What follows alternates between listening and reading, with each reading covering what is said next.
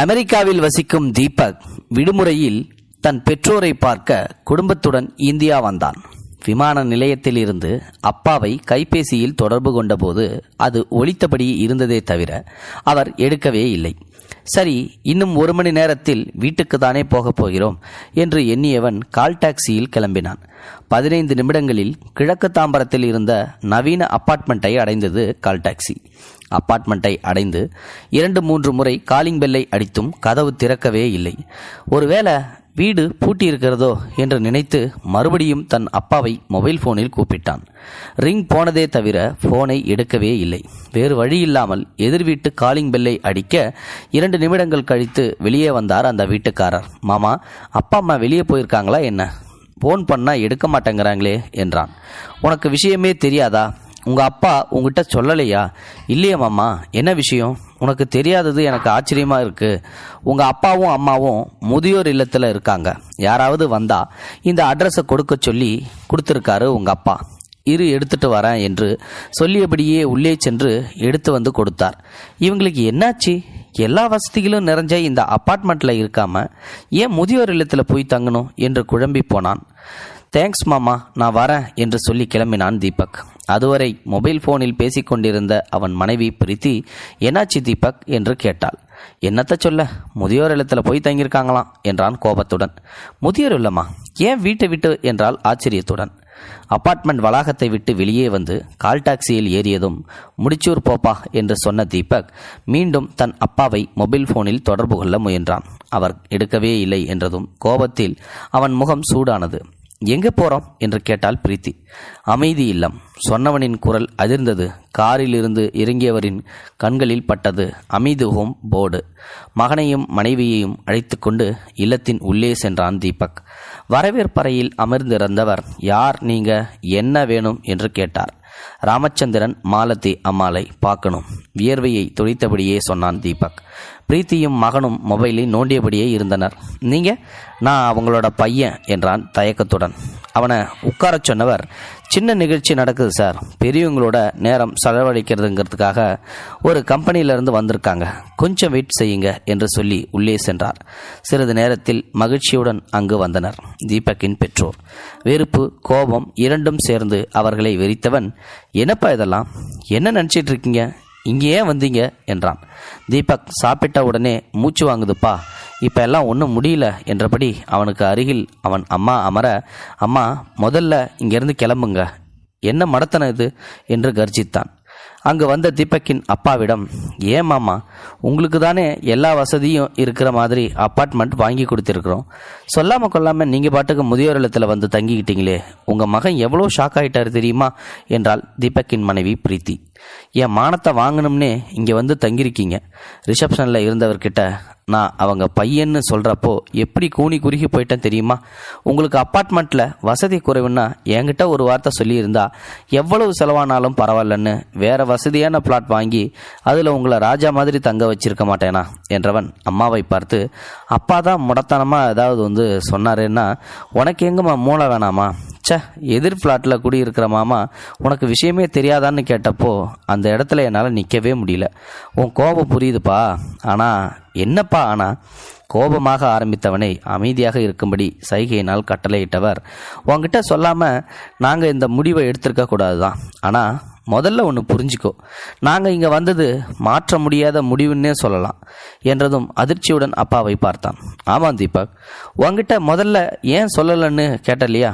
சொன்னால் உனக்கு புரியாது, ஒத்துக்க மாட்டேன், தர்க்கம் செய்வ. நீ சொன்னியே அந்த அப்பார்ட்மெண்ட்டில் எங்களுக்கு என்ன குறைவுன்னு. வசதியில் எந்த குறையும் இல்லை, ஆனால் எங்களால் எதிர் வீட்டுக்காரரை கூட சந்தித்து பேச முடியாதுங்கிறதுனால தான் பெரிய குறை. மாதத்துக்கு 2-3 முறை ஹலோ சார் சௌக்கியமா, அவ்வளோதான் பேச்சு. எதிர் ஃப்ளாட்டுக்காரர் தான் இப்படின்னா மற்ற ஃப்ளாட்டில் எல்லாரும் யார் இருக்காங்கன்னே தெரியாது. நாங்கள் கூட சில பேர் கூட பழக முயற்சி செஞ்சோம், ஆனால் எங்ககிட்ட யாருமே பேசுறதுக்கு முயற்சி செய்யவே இல்லை.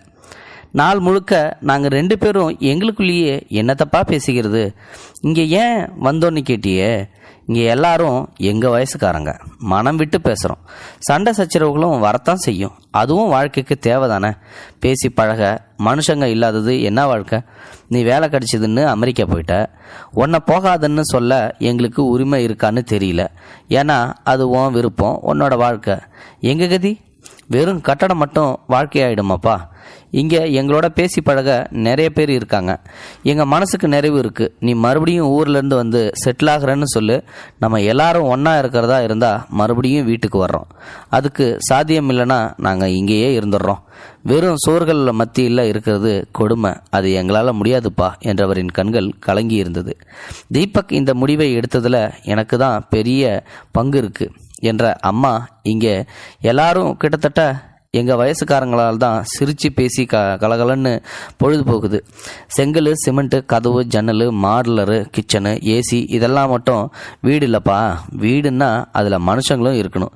இனிமேல் இதுதான் எங்கள் வீடு. கண்ணீரோட நிமிர்த்த மகன் தீபக் பேச ஆரம்பித்தான்.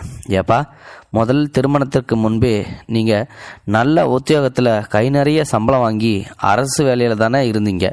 தாத்தா சொத்தான விவசாய நிலங்களை வேறு நிறைய இருந்திருக்கு. இவ்வளோ பணத்தையும் வச்சு கொண்டு பின்ன ஏன்பா ஒரே பிள்ளைன்னு போதும்னு நிறுத்துனீங்க? என்னோட இன்னும் ஒரு குழந்தைங்களை பெற்று வளர்த்து படிக்க வச்ச வசதி இருந்தும் தாங்கள் ஏன் செய்யவில்லை? உங்கள் வசதியை வச்சுக்கிட்டு என்னால் இனி அண்ணன், தம்பி, அக்கா, தங்கைங்களை பெற முடியுமா? யாரும் இல்லாதவனா என்ன நீங்கள் ஆக்கிட்டீங்களே அப்பா. தாத்தா வசதி குறைவாக இருந்தும் 5-6 குழந்தைங்களை பெற்று உங்களை எல்லாம் நல்லா விளக்கவில்லையா? படிக்க வைக்கலையா? நீங்கள் எல்லாம் அண்ணன், தம்பி, அக்கா, தங்கன்னு எப்படி சந்தோஷமாக இத்தனை வருஷமும் இருந்தீங்க? உங்கள் அண்ணன், தம்பி எல்லாம் நிறைய குழந்தைங்க குட்டிங்களோட சந்தோஷமாக தானேப்பா ஊரில் இருக்காங்க.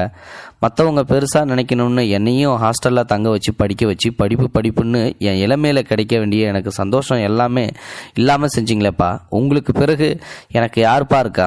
எனக்கு நல்ல வேலை கிடைச்சதும் அங்கே போனால் உங்களுக்கு துரோகம் செய்கின்றோமே என்று என்னை மனசாட்சி தினம் கொள்வது உங்களுக்கு தெரியாதுப்பா.